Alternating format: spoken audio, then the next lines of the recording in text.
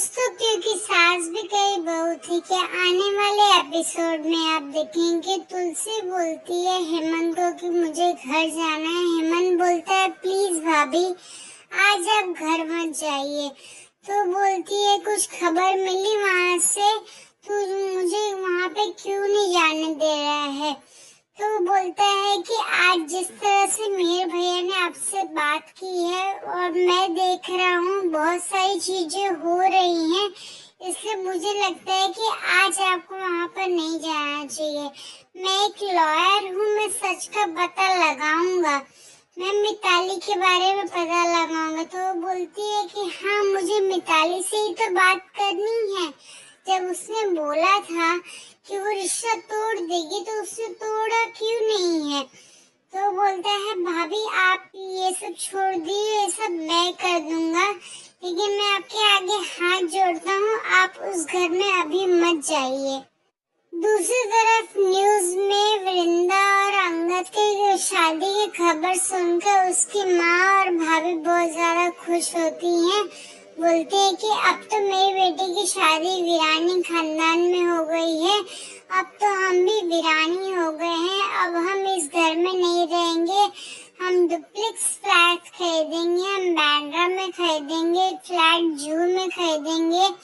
लेकिन तभी उनका सपना चकनाचूर हो जाता है जब उनके दरवाजे पर खटखट होती है और देखते हैं कि सामने वृंदा और अंगद खड़े हैं।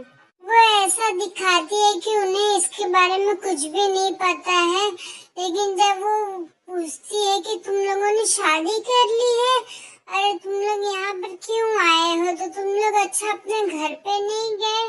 तो बोलती अच्छा तुम लोग मेरा आशीर्वाद लेने के लिए सबसे पहले आए हो, कोई बात नहीं, लेकिन तुम लोगों को अपने घर पे ही बताना चाहिए था। तभी वो उसके भाई को बुलाती है, उसका भाई आता है तो वो भी देखकर शॉक रह जाता है। तभी वृंदा बोलती है कि माँ हम वहाँ पर गए थे, लेकिन उन्होंने हमें अपनाया नहीं, उन्होंने हमें घर से बाहर निकाल दिया है। ये सब सुनकर उन दोनों के होश उड़ जाते हैं। वो सोचते हैं कि अरे अब क्या होगा, अब तो हमारे सपने चकनाचूर हो गए हैं। दूसरी तरफ मिहिर दारू बैठकर गाड़ी में पीता रहता है और ये देखकर किरण आता है, बोलता है भैया आप यहाँ पर दारू पी रहे हैं, आप इस तरह से क्यों पी रहे हैं, पीने का भी एक तरीका होता है। वो बोलता है कि तरीका एक जिंदगी का नहीं है, जिंदगी ने देखना मेरे साथ में क्या किया है। उसे बहुत बुरा लगता है कि आज उसने अपनी पत्नी का सबके सामने बेइज्जती की है, उसने अपने बेटे को घर से बाहर निकाल दिया है। वो बोलता है कि अब मुझे तू कुछ भी मत समझा, मैं जानता हूँ कि मैं क्या कर रहा हूँ, मुझे इस समय किसी की भी बात नहीं सुननी है।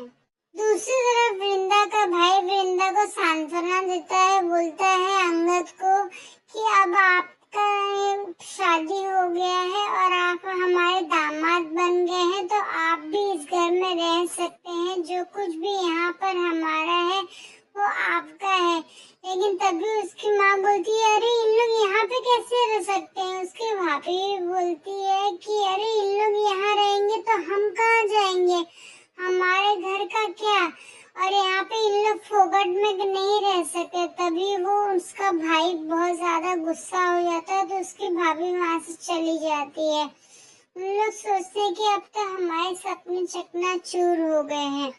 वहीं मिहिर जब बॉटल लेकर घर में आता है तभी उसे सुचित्रा का फोन आता है और वो शॉक हो जाता है।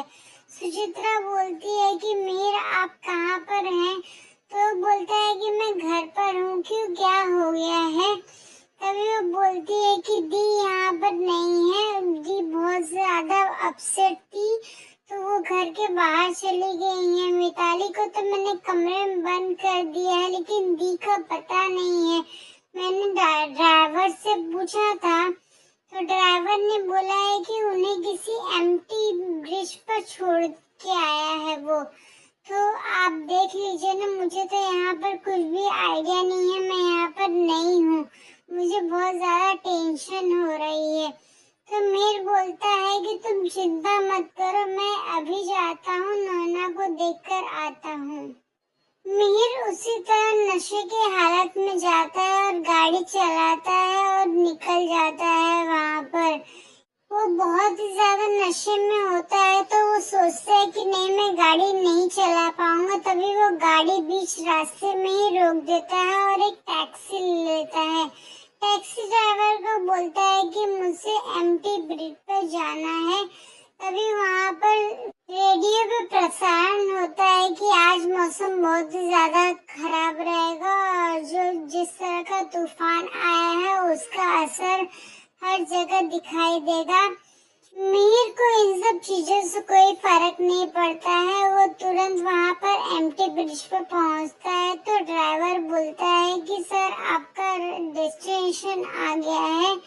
वो उसे पैसे देता है और वहाँ पर नशे की हालत पे ही नैना को ढूंढना शुरू कर देता है।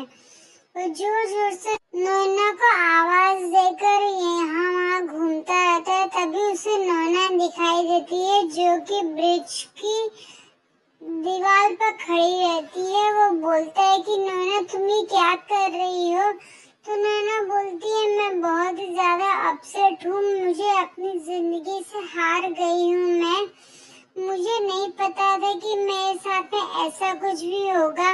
मिताली जो मेरी जिंदगी थी उसकी आज जिंदगी बर्बाद हो चुकी है। ये सब मेरी वजह से हुआ है। मैं तुमने कहा था कि मिताली के साथ में कुछ तो बुरा होने वाला है, लेकिन तुमने कहा था कि मैं सब कुछ संभालूंगा और मुझे भी तुम पर विश्वास था। मीर बार बार बोलता है कि नीचे आ जाओ हम बात करेंगे, लेकिन नैना उसकी बात नहीं सुनती है। वो बोलती है कि अब मैं जिंदगी से हार चुकी हूँ, अब मेरा जीने का कोई फायदा नहीं है और वो तुरंत वहाँ से छलांग लगा देती है। उसको बचाने के चक्कर में मिहिर भी वहाँ से गिर जाता है। तभी अचानक से झटका लगता है, तुलसी की नींद खुल जाती है। देखते हैं ये सच में तुलसी का सपना था या हकीकत